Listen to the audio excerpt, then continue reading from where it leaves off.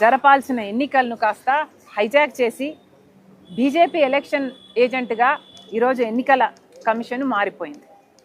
కేవలం BJP party గెలవాలి, గెలవటానికి ఏం చేయాలో, ఎక్కడ ఓట్లని దొంగ ఓట్లను పెంచాలో ఎలక్షన్ కమిషనే స్వయంగా చేస్తుంది. ఎక్కడ కాంగ్రెస్కి అనుకూలంగా, కూటమికి అనుకూలంగా ఉన్న ఓట్లను తొలగించాలో అది కూడా ఎస్ఐఆర్ పేరు మీద ఈసీఐఏ చేస్తుంది.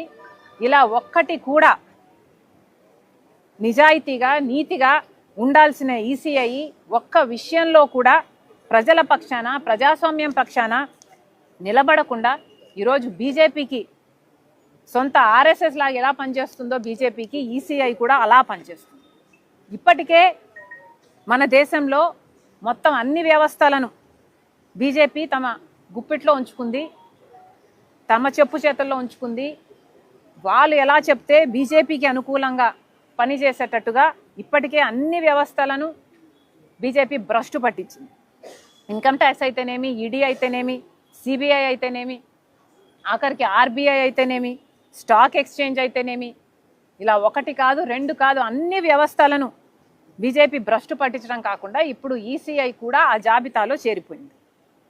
ఇక మన దేశంలో ప్రజాస్వామ్యం మిగులుతుంది అని అనుకోవాలా? ఇలా ఒక్కొక్క చోట ఓట్ చోరీ జరుగుతూ, సర్కార్ చోరీ జరుగుతూ పోతే ఇక మన దేశంలో అసలు ఈ రాజ్యాంగం మిగులుతుందా? ఈ బీజేపీ పార్టీ రాజ్యాంగాన్ని మిగులుస్తుందా అన్న అనుమానం కలగటం లేదా? అందుకే రాహుల్ గాంధీ గారు ఇది చాలా ముఖ్యమైన అంశం కాబట్టే ఓట్ చోరీ మీద ఇంత పోరాటాన్ని నెత్తికెత్తుకున్నారు రాహుల్ గాంధీ. ఇటీవల కాలంలో చూసాం, 3 ఏళ్ల కింద రాహుల్ గాంధీ గారు ఐక్యత కోసం, సోదరభావం కోసం వేల కిలోమీటర్ల పాదయాత్ర చేశారు.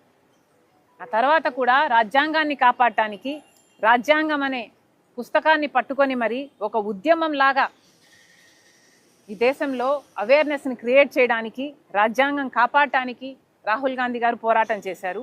ఇప్పుడు ఓట్ చోరీ జరగకుండా ఓట్ అనే హక్కుని కాపాడడానికి రాహుల్ గాంధీ గారు ఈ పోరాటాన్ని ఎత్తుకున్నారు. ఇది రాహుల్ గాంధీ గారు చేయటం, కాంగ్రెస్ పార్టీ చేయటం, మా నాయకుడు చేయటం మా అందరికీ గర్వకారణం. ఈసీఐని ఇప్పటికే రాహుల్ గాంధీ గారు డిమాండ్ చేశారు. ఇప్పటికైనా పద్ధతి మార్చుకోవాలి, ఇప్పటికైనా నిజాలను బయట పెట్టాలి.